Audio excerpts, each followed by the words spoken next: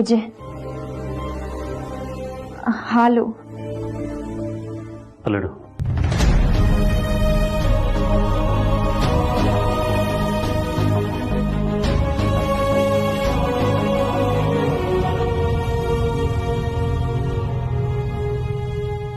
ಬಲ್ಲಿ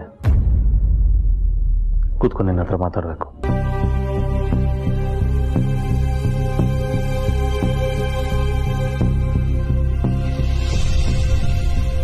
ಯಾಕೆ ತಲೆ ಬಗ್ಸಿದ್ಯಾ? ತಪ್ಪು ಮಾಡಿದವ್ರು ಅಷ್ಟೇ ತಲೆ ಬಗ್ಸೋದು. ಕೆಲವ್ರನ್ನ ಫೇಸ್ ಮಾಡಕ್ ಆಗ್ಲಿಲ್ಲ ಅಂದ್ರೂ ತಲೆ ಬಗ್ಸ್ಬೇಕಾಗತ್ತೆ ಹೆಜ್ಜೆ.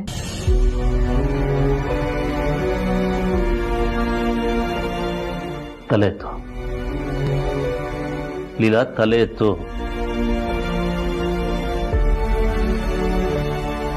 ನನ್ನನ್ನು ನೋಡು. ನನ್ನನ್ನು ನೋಡ್ಕೊಂಡೇ ಮಾತಾಡಬೇಕು.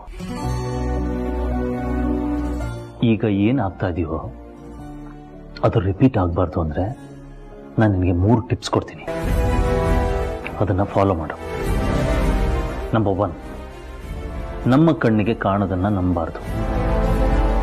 Number 2, first search and then research. ಶೋಧನೆ ಮಾಡಾದ ಮೇಲೆ ಸಂಶೋಧನೆ ಕೈ ಹಾಕಬೇಕು. ನಂಬರ್ 3, ಎಲ್ರೂ ಒಂದು ಟೈಮಲ್ಲಿ ಮೋಸ ಮಾಡ್ಬೋದು, ಎಲ್ರೂ ಎಲ್ಲ ಟೈಮಲ್ಲೂ ಮೋಸ ಮಾಡೋಕ್ಕಾಗಲ್ಲ. ಒಂದಲ್ಲ ಒಂದಿನ ಆ ಮುಖವಾಡ ಕಳ್ಸಿ ಬೀಳಲೇಬೇಕು. ಆ್ಯಂಡ್ ಅದಕ್ಕೆ ಟೈಮ್ ತಗೊಳುತ್ತೆ. ಆ ಟೈಮ್ ಬರೋವರೆಗೂ ನಾವು ಕಾಯಬೇಕು. ಹೆಜ್ಜೆ, ನಾನಿಲ್ಲಿ ನಿಮ್ ಟಿಪ್ಸ್ ಕೇಳಕ್ ಬಂದಿಲ್ಲ. ನನ್ಗೆಲ್ಲ ಕಾಣಿಸ್ತಿದೆ, ಎಲ್ಲ ನನ್ ಮುಂದೆ ನಡೀತಾ ಇದೆ. ಆದ್ರೆ ನಿಮಗೇನು ಅರ್ಥ ಆಗ್ತಿಲ್ಲ ಅನ್ನೋದೇ ನನ್ನ ಪ್ರಾಬ್ಲಮ್ಮು. ನಾನು ಎಡವಟ್ಟಿರ್ಬೋದು, ಆದ್ರೆ ನಾನು ಯಾವತ್ತೂ ಎಡವಿಲ್ಲ, ಇದು ಸತ್ಯ. ಆ ದೇವ್ ಬಗ್ಗೆ ಪವಿತ್ರ ಅವ್ರ ಹತ್ರ ಮಾತಾಡಿದಾಗ ಅವ್ರು ರಿಯಾಕ್ಟ್ ಮಾಡ್ತಾರೆ. ಆದ್ರೆ ಇದನ್ನ ಇಟ್ಕೊಂಡು ನಾನೇನೋ ಪ್ರೂವ್ ಮಾಡೋದಕ್ಕಾಗಲ್ಲ ಅಂತಾನೂ ನಂಗೆ ಚೆನ್ನಾಗಿ ಗೊತ್ತಿದೆ. Come on Leela, try to get my point. ನಿನಗೆ ನಾನು ಹೇಳ್ತಿರೋದೇ ಅರ್ಥ ಆಗ್ತಾ ಇಲ್ಲ. ಮನೇಲಿ ಇಷ್ಟು ಜನ ಇದ್ದಾರೆ, ಪವಿತ್ರ ನಿನ್ನ ಮುಂದೆ ಮಾತ್ರ ರಿಯಾಕ್ಟ್ ಮಾಡ್ತಾಳ, ಬೇರೆಯವ್ರ ಮುಂದೆ ಯಾರು ರಿಯಾಕ್ಟ್ ಮಾಡಲ್ವಾ? ಅಂಡ್ ಅವಳು ಕಣ್ ಮಿಟಕ್ಸಿದ್ಲು, ಜೋರಾಗಿ ಉಸಿರಾಡಿದ್ಲು. ಇದನ್ನ ಇಟ್ಕೊಂಡು ನಾವು ಮುಂದುವರಿಯಕ್ಕಾಗಲ್ಲ. ಅಯ್ಯೋ ಏಜೆ, ಪವಿತ್ರ ಅವ್ರು ಇಷ್ಟೇ ಮಾಡ್ತಿದ್ರೆ ನಿಮ್ಮ ಹತ್ರ ಹೇಳ್ತಿರ್ಲಿಲ್ಲ. ಅವ್ರು ನನ್ನ ಕೈ ಹಿಡ್ಕೊಂಡಿದ್ದಾರೆ, ದೇವ್ ವಿಷಯ ಮಾತಾಡಿದಾಗ ಬಿಗಿಯಾಗಿ ಹಿಡ್ಕೊಂಡಿದ್ದಾರೆ. ಇದಕ್ಕೆ ನಾನೇ ಸಾಕ್ಷಿ, ನೀವ್ ನಂಬ್ತಿಲ್ಲ ಅಷ್ಟೇ. ಹೇಳು ಮೇಲೆ, ಇವತ್ತೇನೇ ಆಗಲಿ ಪವಿತ್ರ ನನ್ನ ಮುಂದೆ ರಿಯಾಕ್ಟ್ ಮಾಡಲೇಬೇಕು. ನೀನ್ ಹೇಳೋ ಹಾಗೆ ನಿನ್ನ ಮುಂದೆ ರಿಯಾಕ್ಟ್ ಮಾಡ್ತಾಳೆ, ನನ್ನ ಮುಂದೆ ರಿಯಾಕ್ಟ್ ಮಾಡಲೇಬೇಕಲ್ವಾ? Come on, prove it. ಬಾ ನನ್ನ ಜೊತೆ. ಆಗಿರೋ ಸಮಸ್ಯೆಗೆ ಉತ್ತರನ ದೇವತ್ರ ಹುಡುಕ್ತಾ ಇದ್ದೆ, ಆದ್ರೆ ಅದು ಪವಿತ್ರನಲ್ಲಿದೆ ಅಂತ ಗೊತ್ತು. ಅದರ ಉತ್ತರನ ಪಡೆಯೋದು ಹೇಗೆ ಅಂತ ಗೊತ್ತಾಗ್ತಾ ಇಲ್ಲ. ಅಂತರ ನನಗೇನೇ ಸಮಸ್ಯೆ ಆದ್ರೂ ದಾರಿ ತೋರಿಸ್ತಾ ಇದ್ದಾಳು ನೀನು. ಈಗಲೂ ನೀನೇನಾರು ಒಂದು ದಾರಿ ತೋರಿಸ್ಬೇಕು. ನಿಂತ್ಕೊಳ್ಳಲೆ.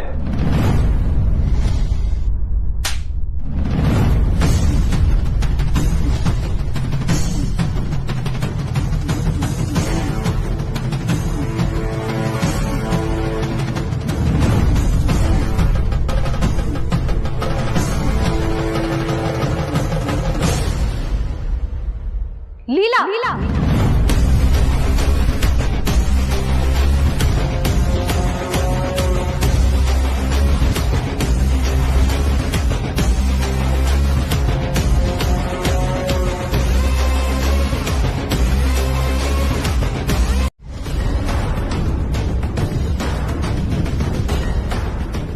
ದುರ್ಗಾ ಅವ್ರೆ, ಸರು ಹೇಳ್ತಿರೋದು ಅರ್ಧ ಸುಳ್ಳು ಅರ್ಧ ನಿಜ. ಪೂರ್ತಿ ಕೇಳಿ, ನಾನ್ ಹೇಳ್ತೀನಿ. ಕೇಳೋದೆಲ್ಲ ಏನಿಲ್ಲ, ನಡತೆ ಸರಿ ಇಲ್ದಿರೋರ್ನೆಲ್ಲ ನಮ್ಮನೆಯಲ್ಲಿ ಇಟ್ಕೊಂಡಿದೀವಲ್ಲ, ನಮಗ್ ಬುದ್ಧಿ ಇಲ್ಲ. ಸರು,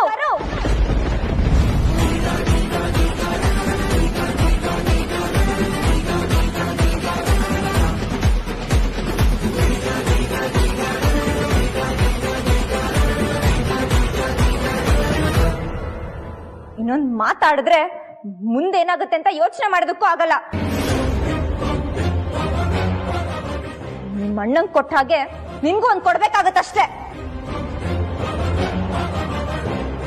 ಲೀಲಾ, ಯಾರ್ ಮನೇಲಿ ನಿಂತ್ಕೊಂಡು ಯಾರ್ ಬಗ್ಗೆ ಮಾತಾಡ್ತಿದ್ಯಾ? ಅಕ್ಕ, ಮೊದ್ಲು ನಮ್ಮ ಅಣ್ಣ, ಆಮೇಲೆ ನಾನು, ನಾಳೆ ನೀವು ಏಜೆ. ಎಲ್ರೂ ಇವ್ರ ಹತ್ರ ಒದೆ ತಿನ್ಲೇಬೇಕು.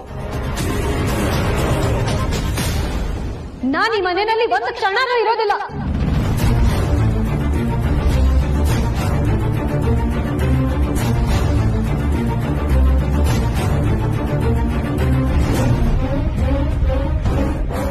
ಈ ಕೂಡ್ಲೆ ಮನೆ ಬಿಟ್ಟು ಹೋಗ್ತೀನಿ. ಬಾಣ.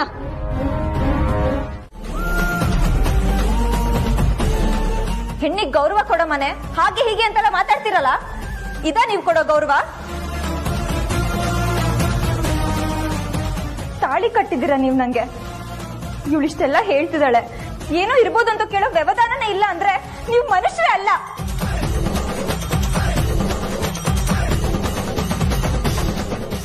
ಮಾತೆತ್ತಿದ್ರೆ ನನ್ ಸೊಸೆ ಅಂದ್ರು ಅಂತ ತಲೆ ಮೇಲೆ ಹಿಡ್ಕೊಂಡು ಮೆರೆಸ್ತಿರಲ್ಲ. ಇವರೆಲ್ಲ ಎಷ್ಟು ಕೆಟ್ಟ ಲೆವೆಲ್ ಅಲ್ಲಿ ಇಳಿತಾರೆ ಅಂತ ನಿಮಗೆ ಗೊತ್ತಿಲ್ಲ. ನನ್ನ ಸೊಸೆಂದಿರ ಬಗ್ಗೆ ಮಾತಾಡೋ ಹಕ್ಕು ನಿನಗಿಲ್ಲ. ಮಾತಾಡ್ತೀನಿ. ಏನ್ ಇವರೆಲ್ಲ ದೇವ್ಲೋಕದಿಂದ ಇಳಿದು ಬಂದಿದಾರಾ?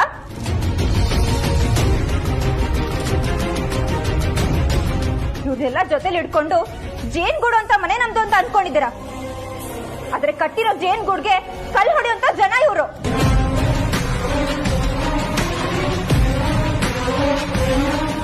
ರಿಯಾಲಿಟಿಯಲ್ಲಿ ಒಂದಿನಾನು ಇವ್ರ ಜೊತೆ ಬದುಕಕ್ಕಾಗಲ್ಲ. ನೀವು ಸರಿ ಇಲ್ಲ, ಸೊಸೆಂದ್ರು ಸರಿ ಇಲ್ಲ, ಟೋಟಲ್ ಆಗಿ ಮನೆನೇ ಸರಿ ಇಲ್ಲ.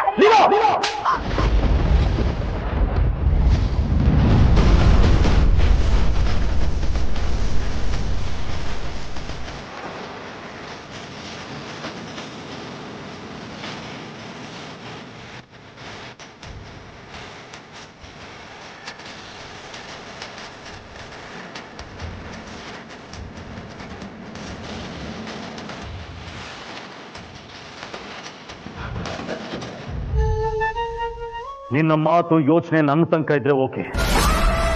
ಅದನ್ನು ಮೀರಿ ನನ್ನ ಸೊಸೆಯಂದಿರು ಮನೆತನದವರೆಗೂ ಬಂದಿದೆ ಅಂದ್ರೆ ನಿನ್ನನ್ನು ಸುಮ್ಮನೆ ಬಿಡೋದಕ್ಕಾಗಲ್ಲ.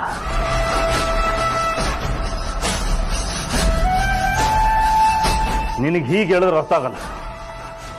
ಅದಕ್ಕೆ ಬೇರೆ ದಾರಿನೇ ಇದೆ.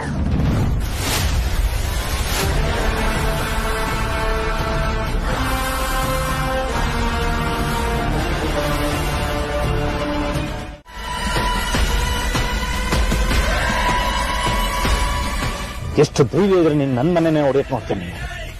ಏಜೆ, ತಪ್ಪು ಮಾತಾಡ್ತಿದ್ದೀರ ನೀವು. ನನ್ ಮನೆ ಹೊಡಿದಕ್ ಬಂದಿಲ್ಲ.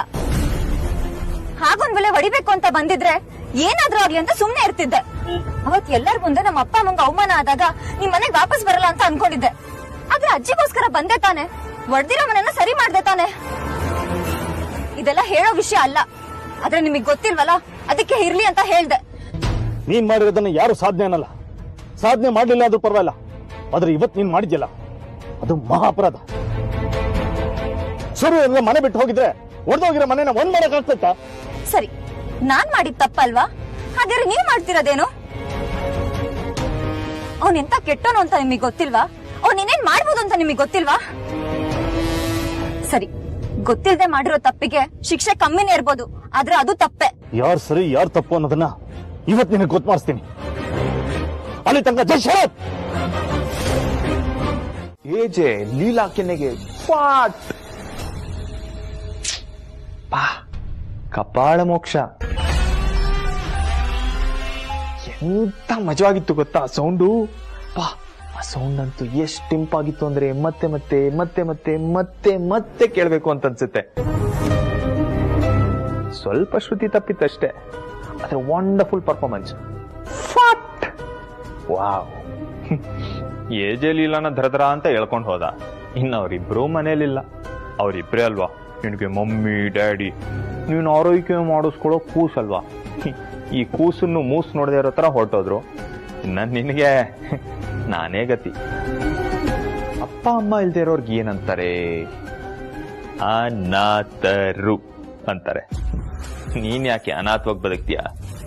ನಡಿ, ರಾಯಲ್ ಆಗಿ ನಿನಗೆ ಸ್ವರ್ಗಕ್ಕೆ ಕಳಿಸ್ತೀನಿ. ನಿನ್ನ ಮುಗ್ಸೋದಕ್ಕೆ ಒಂದು ಸಣ್ಣ ಬ್ರೇಕ್ ಕೊಟ್ಟಿದೆ ಅಷ್ಟೇ. ಆದ್ರೆ ಆ ಸಣ್ಣ ಬ್ರೇಕ್ ಅಲ್ಲಿ ಎಷ್ಟು ಟೆನ್ಷನ್ ಇತ್ತು ನನ್ನ ತಲೆಯಲ್ಲಿ ಅಂತ ನಿನಗೆ ಗೊತ್ತಾಗ್ತಾ ಇಲ್ಲ. ಅದು ಯಾವ ಟೈಮಲ್ಲಿ ಬಾಯ್ ಬಿಟ್ಬಿಡ್ತೀಯೋ, ನನ್ನ ಬುಡಕ್ ಬೆಂಕಿ ಇಟ್ಬಿಡ್ತೀಯೋ ಅನ್ನೋ ಟೆನ್ಷನ್ ಹೇಗಿರುತ್ತೆ ಗೊತ್ತಾ? ಆದ್ರೆ ಇನ್ಮೇಲೆ ಆ ಟೆನ್ಷನ್ ಇರಲ್ಲ. ನಡಿ, ನಿನಗೆ ಮುಕ್ತಿ ಕೊಡೋ ಕಾರ್ಯಕ್ರಮ ಫಿಕ್ಸ್ ಮಾಡಿದ್ದೀನಿ. ಇವತ್ತು ನಿನ್ನ ಹೇಗ್ ಸಾಯಿಸ್ತೀನಿ ಅಂತಂದ್ರೆ, ಪಾಪ ನೋಡ್ದವ್ರೆಲ್ಲ ಪವಿತ್ರನ ಹಣೆ ಬರಹ ಸರಿ ಇಲ್ಲ, ಸಣ್ಣ ವಯಸ್ಸಿಗೆ ಹೋಗ್ಬಿಟ್ಲು ಅಂತ ಗುಳಾಡ್ಬೇಕು, ಹತ್ಕೊಂಡ್ ಚಿರಾಡ್ಬೇಕು. ಹಾಗೆ ಸಾಯಿಸ್ತೀನಿ. ಆದ್ರೆ ನನ್ ಮೇಲೆ ಒಂಚೂರು ಡೌಟೇ ಬರಲ್ಲ. ಯಾಕೆ ಹೇಳು? Accidental death. ನನ್ ಮೇಲೆ ಒಂಚೂರು ಅನುಮಾನ ಬರೋದೇ ಇಲ್ಲ ಬೇಬಿ. ಹೆಂಗೆ?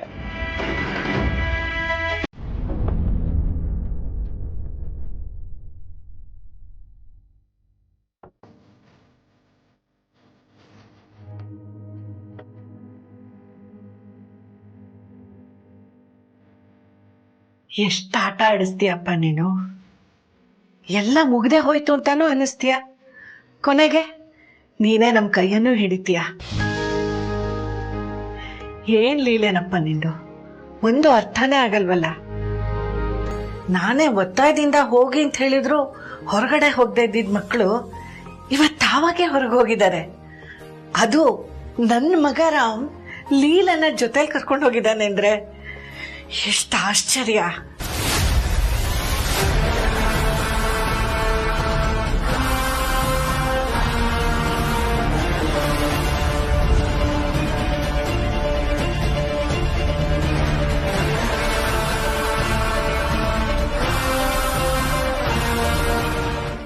ಎಲ್ಲಿ ಕರ್ಕೊಂಡು ಹೋಗ್ತಿದ್ರ? ನನ್ ಮಾತ್ ಕೇಳಿ. ಸುಮ್ಮನೆ ಬಾ. ನಾನು ರಾಮ್ ಲೀಲಾನ ಒಂದ್ ಮಾಡ್ಬೇಕು ಅಂತ ಮನೆಯಿಂದ ಹೊರಗಡೆ ಹೋಗಿ ಕೂತೆ. ಆಗ್ಲೂ ಆಗದೆ ಇದ್ದಿದ್ ಕೆಲ್ಸ ಇವತ್ತು ನಾನು ಕೇಳ್ಕೊಳ್ದೇನೆ ಮಾಡ್ಬಿಟ್ಟಿಯಲ್ಲಪ್ಪ ತಂದೆ. ಯಜೆ ನಿಂತ್ಕೊಳ್ಳಿ. ದೊಡ್ಡ ಮನುಷ್ಯ ಅನ್ಸ್ಕೊಳ್ಳೋದು ನೀವ್ ಹೇಳದ್ನ ಇನ್ನೊಬ್ರು ಕೇಳಿಸ್ಕೊಳ್ಳೋದ್ರಿಂದ ಅಲ್ಲ, ನಾವ್ ಹೇಳದ್ನ ತಾಳ್ಮೆಯಿಂದ ಕೇಳಿಸ್ಕೋಬೇಕು. ಇಲ್ಲ, ನಾನ್ ದೊಡ್ಡ ಮನುಷ್ಯ ಅಂತ ತೋರಿಸ್ಕೊಳಕ್ ಬಂದಿಲ್ಲ, ನಿನ್ನ ಸಂಟ ನಾನು ತೋರ್ಸಕ್ ಬಂದಿರೋದು. ಅದೇ ಅಂತ ತಪ್ಪು ನಾನೇನ್ ಮಾಡಿದೀನಿ ಅಂತ ಕೇಳ್ತಾ ಇದ್ದೀನಿ ಯಜೆ. ಇವತ್ತು ನನ್ನ ಸಂಸಾರ ಇಷ್ಟು ಚೆನ್ನಾಗಿದೆ ಅಂದ್ರೆ ಅದಕ್ಕೆ ಎಷ್ಟು ಕಷ್ಟಪಟ್ಟಿದ್ದೀನಿ ಅಂತ ನನಗೆ ಗೊತ್ತು. 3-4 ಸಂಸಾರ ಒಂದೇ ಸೂರ್ ಕೆಳಗಿದ್ದು ಜಾಯಿಂಟ್ ಫ್ಯಾಮಿಲಿ ಅನ್ನಿಸ್ಕೋಬೇಕು ಅಂದ್ರೆ ಅದನ್ನ ಹೋಲ್ಡ್ ಅಲ್ಲಿರೋ ಅಂತ ಒಂದು ಬಿಗಿಯಾದ ಕೈ ಇರಬೇಕು. ನೀನ್ ಇವತ್ತು ಆ ಬಿಗಿಯಾದ ಕೈನೇ ಅಲ್ಲಾಡ್ಸಿದ್ಯಾ. ಯಾವುದೇ ಕಾರಣಕ್ಕೂ ನನ್ನ ಸಂಸಾರನ ಹೊಡೆಯೋದಕ್ಕೆ ನಾನು ಬಿಡಲ್ಲ. ಹೊಡೆಯೋಕೆ ಪ್ರಯತ್ನ ಪಟ್ಟವ್ರನ್ನೂ ಉಳಿಸಲ್ಲ. ಬಾ ನನ್ ಜೊತೆ.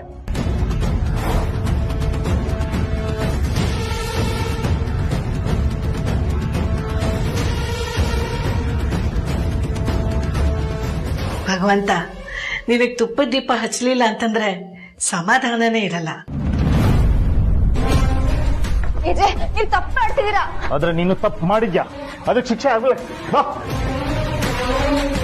ನನ್ ಮಗ ಸೊಸೆ ಮೇಲೆ ನಿನ್ನ ಕೃಪೆ ಆಶೀರ್ವಾದ ಸದಾ ಕಾಲ ಇರ್ಲಿ ದೇವ್ರೆ. ಅವರಿಬ್ರು 100 ಕಾಲ ಚೆನ್ನಾಗಿ ಬಾಳ್ಲಿ.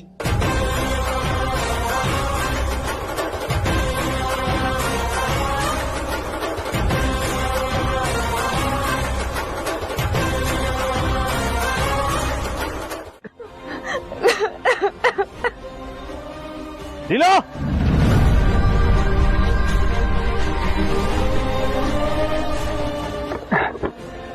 ಏನಿದು ಬಿಕ್ಕು ಬರ್ತಾ ಇದೆ?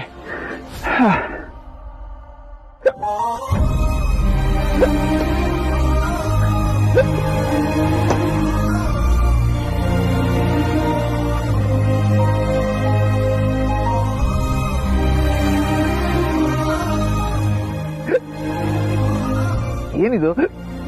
ನೀರು ಕುಡಿದ್ರು ಬಿಡ್ತಾ ಇಲ್ಲ. ಯಾರಾದ್ರೂ ನೆನೆಸ್ಕೊತಾ ಇದ್ದಾರ?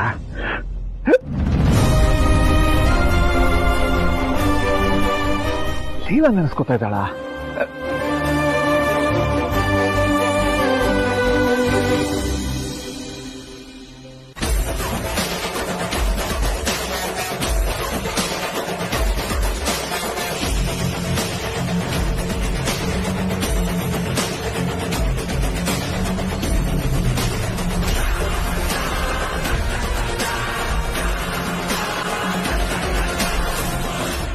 ಲೀಲಾ,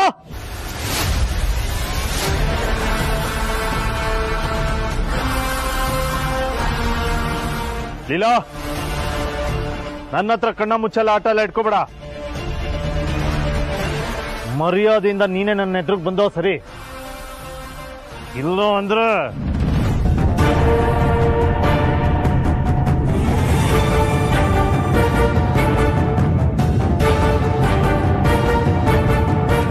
ಅಪ್ಪ, ನಾನು ಉಳಿತೀನೋ ಇಲ್ವಾ ನಂಗೆ ಗೊತ್ತಿಲ್ಲ. ಅಕಸ್ಮಾತ್ ನಾನು ಇವತ್ತು ಸತ್ತೋದ್ರೆ ಚುಕ್ಕಿನ ಅಮ್ಮನ ನೀನೇ ಚೆನ್ನಾಗಿ ನೋಡ್ಕೋಬೇಕು ಅಪ್ಪ.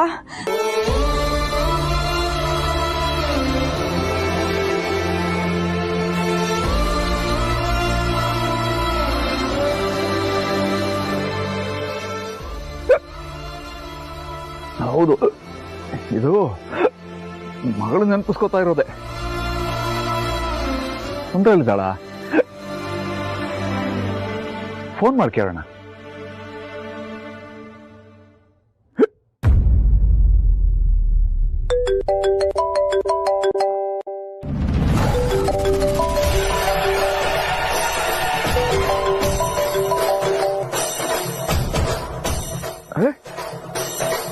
ಯಾಕೆ ಕಟ್ ಮಾಡಿದ್ಲು?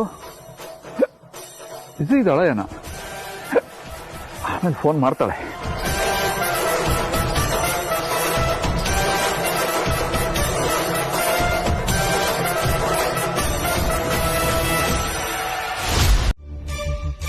ನಾನ್ ಸರಿಯಾದ ಟೈಮಿಗೆ ಬಂದಿದ್ದಕ್ಕೆ ಸರಿ ಹೋಯ್ತು. ಇಲ್ಲ ಅಂದಿದ್ರೆ ನೀವು ಕಾಲ್ ಜಾರಿ ಪವಿತ್ರಾಗ ಏನಾದ್ರೂ ಹೆಚ್ಚು ಕಮ್ಮಿ ಆಗಿದ್ದಿದ್ರೆ? ಕಾಮನ್ ಸೆನ್ಸ್ ಇಲ್ವೇನೆ ನಿಮ್ಗೆ? ಪೊಲೀಸ್ ಆಗಿದ್ದೀರಾ, ಸ್ವಲ್ಪ ಸೂಕ್ಷ್ಮಗಳು ಗೊತ್ತಾಗಲ್ವಾ? ಅಲ್ಲ, ಅದು ಗಾಳಿಗೆ ಅಂತ. ಏನ್ ಗಾಳಿಗೆ? ಹೇಗ್ ಕರ್ಕೊಂಡು ಹೋಗ್ಬೇಕು ಅನ್ನೋದು ಗೊತ್ತಿಲ್ವಾ ನಿಮ್ಗೆ? ಏಜೆ ಇವ್ರನ್ನ ಎಷ್ಟು ಸೂಕ್ಷ್ಮವಾಗಿ ನೋಡ್ಕೋತಾ ಇದ್ದಾರೆ. ಅವ್ರು ಇಲ್ದೇ ಇರೋ ಟೈಮ್ ನಲ್ಲಿ ಏನಾದ್ರೂ ಅನಾಹುತ ಆದ್ರೆ ಉತ್ತರ ಕೊಡೋದು ಯಾರು? ರೂಮ್ ಇಂದ ಹೀಗೆ ಎತ್ಕೊಂಡ್ ಬರೋದು ಅಲ್ಲದೆ ಮೆಟ್ಲು ಇಳಿತಾ ಇದ್ದೀರಾ, ಅಷ್ಟು ಗೊತ್ತಾಗಲ್ವಾ ನಿಮ್ಗೆ? ಆಕ್ಚುಲಿ ಅದು ನೀವ್ ಹೀಗ್ ಹೋಗುವಾಗ ನಿಮ್ ಕಾಲ್ ಜಾರಿ ಪವಿತ್ರ ನಿಮ್ ಕೈಯಿಂದ ಸ್ಲಿಪ್ ಆಗಿ ಬಿದ್ದು ಏನಾದ್ರೂ ಹೆಚ್ಚು ಕಮ್ಮಿ ಆದ್ರೆ ಏಜೆ ಏನ್ ಮಾಡ್ಬೋದು ಅನ್ನೋ ಪರಿಜ್ಞಾನ ಇದೆಯಾ ನಿಮ್ಗೆ? ಇವಳೊಬ್ಳು ಏಜೆ ತರಾನೇ ಆಡ್ತಾಳೆ. ಜೂನಿಯರ್ ಏಜೆ ಇವಳು. ಅವನಿಲ್ಲ ಅಂತಂದ್ರೆ ಇವಳು ಸಿಕ್ಕಾಕೊಂಡ್ಲು. ಕರ್ಮ. ಇನ್ನೊಂದ್ಸಲ ಹೀಗೆಲ್ಲ ರೂಮಿಂದ ಕರ್ಕೊಂಡ್ ಬಂದ್ರೆ ಸರಿ ಇರಲ್ಲ, ಬೇರೆ ತರನೇ ನಡ್ಕೋಬೇಕಾಗುತ್ತೆ.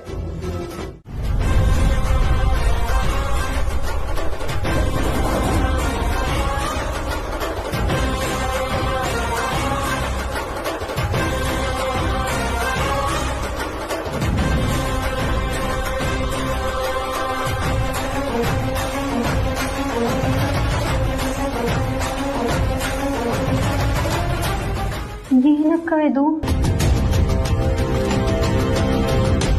ಲೀಲಾ, ಎಲ್ಲಿ ಹೋಗಿದ್ರಿ? ಏನ್ ಲೀಲಾ? ಲೀಲಾ,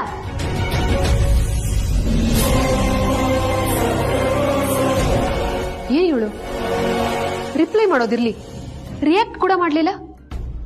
ಅಕ್ಕ, ಇವಳು ಹೀಗಿದ್ದಾಳೆ ಅಂದ್ರೆ ಏನೋ ಆಗ್ಬಾರ್ದೆ ಆಗಿದೆ ಅಂತ ಅರ್ಥ. ಇವರಿಬ್ರು ಮಧ್ಯೆ ಏನ್ ನಡೆದಿದೆ ಅಂತ ನಮಗ್ ಗೊತ್ತಾದ್ರೇನೆ ನಾವು ಮುಂದಕ್ಕೆ ಏನ್ ಮಾಡ್ಬೇಕು ಅಂತ ಪ್ಲಾನ್ ಮಾಡಕ್ಕಾಗೋದು.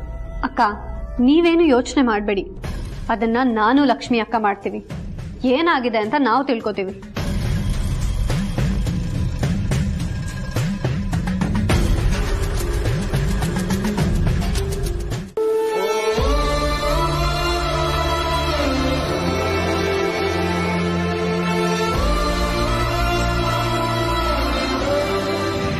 ಯಾವುದೇ ಕಾರಣಕ್ಕೂ ನನ್ನ ಸಂಸಾರನ ಹೊಡೆಯೋದಕ್ಕೆ ನಾನು ಬಿಡಲ್ಲ. ಹೊಡೆಯೋಕೆ ಪ್ರಯತ್ನ ಪಟ್ಟವ್ರನ್ನ ಉಡ್ಸಲ್ಲ.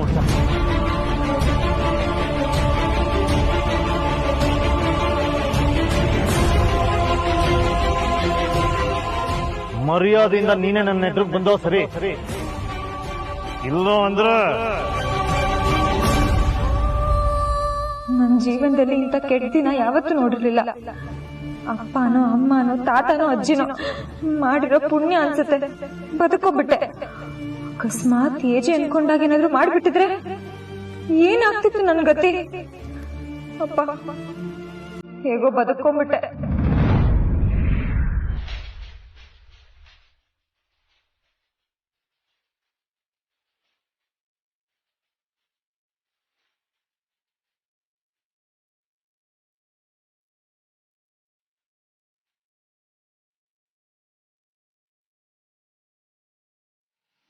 ಬಿಡಿ ಪ್ಲೀಸ್.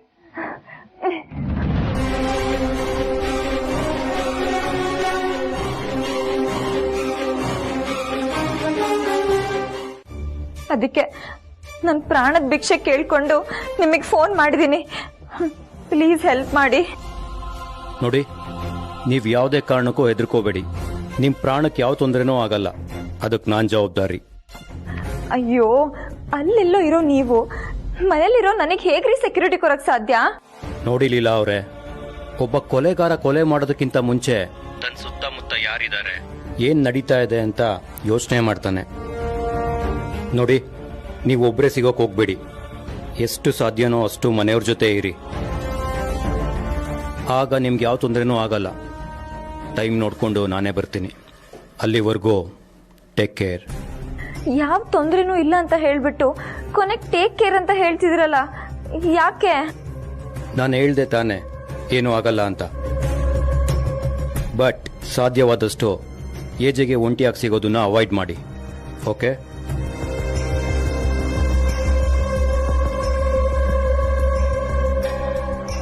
ಅಯ್ಯೋ ದೇವ್ರೆ, ಒಂಟಿಯಾಗಿ ಸಿಗೋ ತರ ಮಾಡ್ಬೇಡಪ್ಪ ಪ್ಲೀಸ್. ಅತ್ತೆ,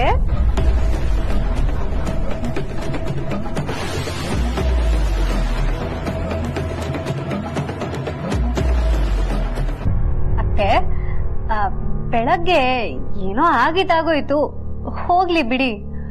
ಆದ್ರೆ ನಾವಂತೂ ನಿಮಗದ್ ಏನಾಗ್ಬಿಡುತ್ತೋ ಏನೋ ಅಂತ ಭಯದಲ್ಲೇ ಇದ್ವಿ. ಏಜೆ ನಿಮ್ಮನ್ ಎಲ್ಲಿಗ್ ಕರ್ಕೊಂಡು ಹೋಗಿದ್ರು? ಅಲ್ಲೇನ್ ನಡೀತು? ಇವಳೊಬ್ಳು ಚುರ್ ಅಂದ್ರೆ ನಂಗೊಂದ್ ದೋಸೆ ಅಂತ ಓಡ್ ಬಂದ್ಬಿಡ್ತಾಳೆ. ಅಷ್ಟೆಲ್ಲಾ ಡ್ರಾಮಾ ಮಾಡಿ ಜಗಳ ಮಾಡಿ ಈಗ ಬಂದಿರೋದ್ ನೋಡು. ಮಾಡ್ತೀನಿ ಇವಳಿಗೆ. ನಾವ ಸರು, ನಂಗೆ ಆಕ್ಚುಲಿ ಹೇಳಕ್ಕೆ ಒಂಥರ ಆಗುತ್ತೆ, ಆದ್ರೂ ಹೇಳ್ತೀನಿ.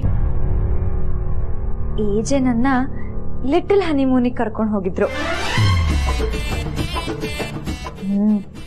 ಆ ಬೆಟ್ಟದ ಮೇಲೆ ನಿಂತ್ಕೊಂಡು ಆ ತಂಪಾದ ಗಾಳಿ, ಅಬ್ಬಬ್ಬಾ, ಅದನ್ನೆಲ್ಲ ಬಿಟ್ಟು ಬರಕ್ಕೆ ಮನ್ಸಾಗಿಲ್ಲ ನನ್ಗೆ, ಗೊತ್ತಾ? ನಿಜ ಹೇಳಿ ಪರವಾಗಿಲ್ಲ, ಹನಿಮೂನ್ ಕರ್ಕೊಂಡು ಹೋಗೋ ಆಗಿದ್ರೆ ಕೋಪದಲ್ಲಿ ಹೇಳ್ಕೊಂಡು ಹೋಗ್ತಿದ್ರಾ? ಹಾ, ಅದೇ ಟ್ವಿಸ್ಟು.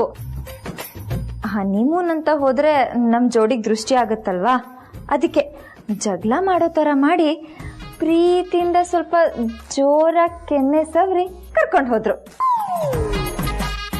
ಗೊತ್ತಾಯ್ತಾ? ಹೋಗೀಗ.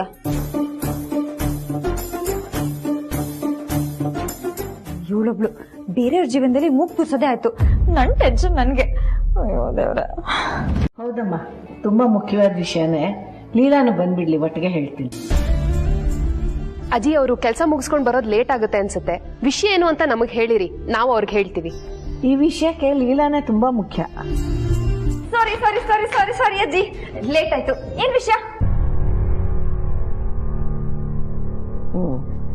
ನೋಡಿ ಬಾ, ಪ್ರತಿ ವರ್ಷದ ಹಾಗೆ ಈ ವರ್ಷನೂ ನಾಳೆ ನಮ್ಮ ಮನೇಲಿ ವರಮಹಾಲಕ್ಷ್ಮಿ ಪೂಜೆ. ಪೂಜೆ ಅಂದ್ರೇನೆ ಹೆಣ್ಮಕ್ಳಿಗೆ ಒಂದು ಹಬ್ಬ. ಅದರಲ್ಲೂ ಲಕ್ಷ್ಮೀ ಪೂಜೆ ಅಂದ್ರೆ ಸಂಭ್ರಮನ ಸಂಭ್ರಮ. ನಾಳೆ ಬೆಳಿಗ್ಗೆ ಬೇಗ ಎದ್ದು ಎಲ್ಲರೂ ಸೇರ್ಕೊಂಡು ಪೂಜೆಗೆ ಎಲ್ಲ ವ್ಯವಸ್ಥೆ ಮಾಡ್ಕೊಳ್ಳಿ. ಹಾಗೆ ಸಂಜೆ ಮುತ್ತೈದೆಯರನ್ನು ಕರೆದು ಅರಿಶಿನ ಕುಂಕುಮ ಕೊಡೋದಕ್ಕೂ ವ್ಯವಸ್ಥೆ ಮಾಡ್ಕೊಂಬಿಡಿ, ಆಯ್ತಾ? ಅಜ್ಜಿ, ವಿಷಯ ನಂಗೆ ತಲುಪ್ತಲ್ಲ, ಯು ಡೋಂಟ್ ವರಿ, ಎಲ್ಲ ನಾನು ನೋಡ್ಕೋತೀನಿ. ಅತ್ತೆ, ಅಜ್ಜಿ ಹೇಳಿರೋದು ಹೆಣ್ಮಕ್ಳೆಲ್ಲ ಸೇರ್ಕೊಂಡು ಪೂಜೆ ಮಾಡಿ ಅಂತ, ನಿಮ್ಮೊಬ್ರಿಗೆ ಅಲ್ಲ. ಕ್ರೆಡಿಟ್ಸ್ ನಿಮ್ಮೊಬ್ರಿಗೆ ಸೇರ್ಬೇಕಾಗಿಲ್ಲ, ನಾವು ಇದೀವಿ, ನೆನ್ಪಿರ್ಲಿ. ದೇವ್ರ ಕೆಲ್ಸದಲ್ಲೆಲ್ಲ ಕ್ರೆಡಿಟು ಗಿಡಿಟು ಅಂತೆಲ್ಲ ಏನಮ್ಮ, ಎಲ್ರೂ ಸೇರ್ಕೊಂಡು ಮಾಡಿ. ಆದ್ರೆ ಒಂದು ವಿಷಯ, ಪ್ರತಿ ವರ್ಷನೂ ವರಮಹಾಲಕ್ಷ್ಮಿ ಪೂಜೆ ದಿನ ನಾವೊಂದು ಸಂಕಲ್ಪ ಮಾಡ್ಕೋತಿದ್ದೆ. ಈ ವರ್ಷನೂ ಹಾಗೆ ಒಂದು ಸಂಕಲ್ಪ ಮಾಡ್ಕೊಂಡಿದ್ದೀನಿ. ಅಮ್ಮನ ದಯೆಯಿಂದ ಅದೆಲ್ಲ ನೆರವೇರ್ಬಿಟ್ರೆ ಸಾಕು. ಈ ವರ್ಷದ ಸಂಕಲ್ಪ ಏನು ಅಂತ ಕೇಳ್ಬೋದಾ ಅಜ್ಜಿ? ಕೇಳಬಹುದು, ಆದ್ರೆ ಈಗ ನಾ ಅದನ್ನ ಹೇಳೋದಿಲ್ಲ. ನಾಳೆ ವರಮಹಾಲಕ್ಷ್ಮಿ ಪೂಜೆ ಆಗ್ಲಿ, ಆಮೇಲೆ ಎಲ್ರ ಮುಂದೆನೂ ಹೇಳ್ತೀನಿ, ಆಯ್ತಾ? ಆಯ್ತಾಯ್ತು, ನಾಳೆ ಬೆಳಿಗ್ಗೆ ಎಲ್ಲ ಬೇಗ ವ್ಯವಸ್ಥೆ ಮಾಡ್ಕೊಳ್ಳಿ, ಆಯ್ತಾ?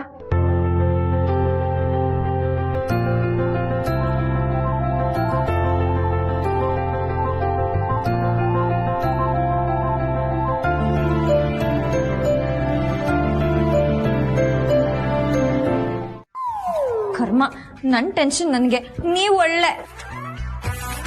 ಮೇಡಮ್, ನಾನು ಅಬ್ಸರ್ವ್ ಮಾಡ್ತಾನಿದ್ದೀನಿ, ಇತ್ತೀಚೆಗೆ ನೀವು ಸಿಕ್ಕಾಪಟ್ಟೆ ಹೆದರ್ತಿದ್ದೀರಾ. Any problem? ಅಲ್ಲ, ಆತರ ಸಮಸ್ಯೆ ಇದ್ರೆ ಏನಾದ್ರು ಹೇಳಿ, ನನ್ನ ಕೈಯಲ್ಲಿ ಆಗಿಲ್ಲ ಅಂದ್ರೆ ಏಜಿ ಸರ್ ಹೇಳಿ, ಏನಾದ್ರೂ ಒಂದು ವ್ಯವಸ್ಥೆ ಮಾಡ್ತೀನಿ.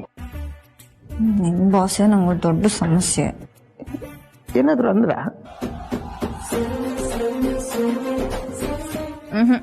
ಮೇಡಮ್, ಪ್ರತಿ ವರ್ಷ ಅಜ್ಜಿ ಪೂಜೆ ದಿನ ಒಂದು ದೊಡ್ಡ ಸಂಕಲ್ಪ ಮಾಡ್ತಿದ್ರು. ಅದೇ ತರ ಈ ವರ್ಷ ಕೂಡ ಒಂದು ದೊಡ್ಡ ಸಂಕಲ್ಪ ಮಾಡಿದ್ದಾರೆ. ಅದೇನಂತ ಕೇಳಿದ್ರೆ ಮಾತ್ರ ನಂಗೆ ತುಂಬಾ ನಾಚಿಕೆ ಆಗುತ್ತೆ. ಆ ಸಂಕಲ್ಪನ ದೇವರು ಈಡೇರಿಸಿದ್ರೆ ಸಾಕು. ನಿಮ್ದು ಬರೀ ಬಿಲ್ಡಪ್ ಆಯ್ತು, ಅದೇನು ಅಂತ ಹೇಳ್ಬಾರ್ದಾ? ಚೀ ಹೋಗಿ ಮೇಡಮ್, ಎಲ್ಲ ನನ್ನ ಬಾಯಲ್ಲೇ ಕೇಳ್ಬೇಕಂತಿದ್ದೀರಲ್ಲ, ನಂಗೆ ನಾಚಿಕೆ ಆಗುತ್ತೆ. ದೇವ್ರ ಹತ್ರ ಬೇಡ್ಕೊಳ್ಳುವಾಗ ಆಗದೆ ಇರೋ ನಾಚಿಕೆ ನನ್ನ ಹತ್ರ ಹೇಳ್ಬೇಕಾದ್ರೆ ಯಾಕಾಗತ್ತೆ? ಅದು ಆಮೇಲೆ ಅಜ್ಜಿ ಬಂದು ಹೇಳ್ತಾರೆ, ಅಲ್ಲಿವರೆಗೂ ವೇಟ್ ಮಾಡಿ. ಅದೇನಂತ ಗೊತ್ತಾದ್ಮೇಲೆ ನಿಮ್ ಕೆನ್ನೆ ಕೆಂಪಾಗುತ್ತೆ, ಕಣ್ಣು ಅರಳುತ್ತೆ. ನೋಡಕ್ಕೆ 2 ಕಣ್ಣು ಸಾಲದು, ಅಷ್ಟು ಮುದ್ದಾಗಿ ಅಲಂಕಾರ ಮಾಡಿದೀಯಾ. ಹೆಂಗೆ ನಾವು? ನೀನ್ ಯಾವಾಗ್ಲೂ ನನಗ್ ಬೆಸ್ಟ್ ಬೆಸ್ಟ್ ಬೆಸ್ಟ್. ಏನ್ ಗೊತ್ತೇನ ಮಲಿನ, ದೇವ್ರ ಕೆಲಸದಲ್ಲಿ ಶ್ರದ್ಧೆ ಇದ್ರೆ ಮಾತ್ರ ಅಲಂಕಾರ ಆದ್ಮೇಲೆ ದೇವಿ ಮುಖದಲ್ಲಿ ಮುದ್ದಾದ ನಗು ಕಾಣುತ್ತೆ. ಅಕಸ್ಮಾತ್ ಯಾರ್ದಾದ್ರೂ ಒತ್ತಾಯಕ್ಕೋ ಕಾಟಾಚಾರಕ್ಕೋ ಮಾಡಿದ್ರೆ ಅಲಂಕಾರ ಆದ್ಮೇಲೆ ದೇವಿ ಮುಖದಲ್ಲಿ ಉಗ್ರ ರೂಪ ಕಾಣುತ್ತೆ.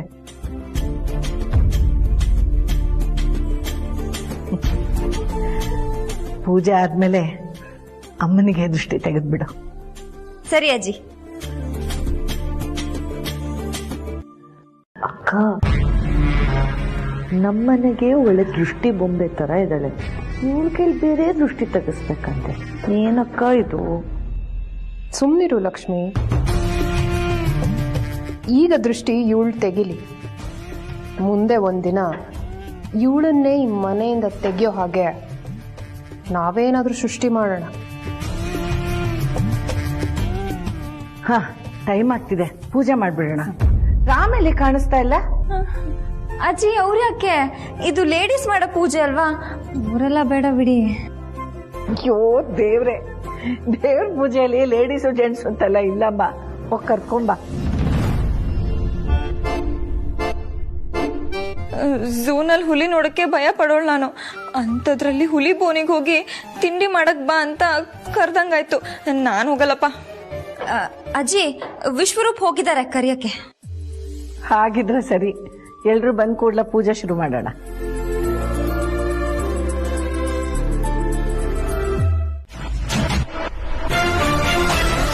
ಏನಕ್ಕೆ ನೋಡ್ತೀಯ ಅಂತ ಹೇಳಿದ್ರೆ ಜನ ನನ್ನ ಬಗ್ಗೆ ಅಪಾರ್ಥ ಮಾಡ್ಕೋತಾರೆ ಸರ್. ಹಾಗೊಂದು ವೇಳೆ ಇನ್ಕೆ ನೋಡೋದಿದ್ರೆ ಅದು ಲೀಲಾ ಮೇಡಮ್ ಮಾಡಬಹುದು ಸರ್. ಈ ಆಟದಲ್ಲಿ ನಾನಿಲ್ಲ. ನೀನ್ ಏನ್ ಹೇಳ್ತಿದ್ಯಾ ಅಂತ ನಿನಗಾದ್ರೂ ಅರ್ಥ ಆಗ್ತಾ ಇದೆಯಾ? ಏನ್ ಬಂದ್ ವಿಷಯ? ಸರ್, ಅದು ಪೂಜೆಗೆ ಎಲ್ಲ ರೆಡಿ, ಎಲ್ರು ರೆಡಿ, ನಿಮ್ಮೊಬ್ರಿಗೋಸ್ಕರ ಕಾಯ್ತಿದ್ದಾರೆ. ನೀವು ಬಂದ್ರೆ ಪೂಜೆ ಶುರು ಮಾಡ್ಬಿಡೋದೆ. ಸರಿ, ನಡಿ. Sir, if you don't mind, ನನ್ನ ಮನ್ಸಲ್ಲಿ ಏನಿದೆ ಅಂತ ನಿಮ್ಮ ಹತ್ರ ಹೇಳ್ಬೋದಾ ಸರ್? ಹೇಳಿ ಸರ್, ನೀವು ಈ ಜುಬ್ಬದಲ್ಲಿ ರಿಸೆಪ್ಷನ್ಗೂ ಹೋಗೋಕ್ಕಿಂತ ಮುಂಚೆ ಮದುಮಗ ಹೇಗಿರ್ತಾನೆ ಸೇಮ್ ಟು ಸೇಮ್ ಹಂಗೇನೆ ಕಾಣಿಸ್ತಿದ್ದೀರಾ ಸರ್. ನೀವು ಈ ಬಟ್ಟೆಯಲ್ಲಿ ಏನಾದ್ರು ಹೊರಗಡೆ ಹೋದ್ರೆ ಹುಡುಗಿರೆಲ್ಲ ನಿಮ್ ಹಿಂದೆನೇ ಬಂದ್ಬಿಡ್ತಾರೆ ಸರ್. ಅವಾಗ ನೀವು ಹುಡುಗಿರ್ ಮಧ್ಯೆ ಸೇಮ್ ಕೃಷ್ಣನ್ ತರನೇ ಕಾಣಿಸ್ತೀರ ಸರ್. ಆ ಗೋಪಿಕೆಯರ ಮಧ್ಯೆ ಲೀಲಾ ಮೇಡಮ್ ಸೇರ್ಕೊಂಡ್ರೆ ಸೇಮ್ ರಾಧೆ ತರನೇ ಕಾಣಿಸ್ತೀರಿ ಸರ್.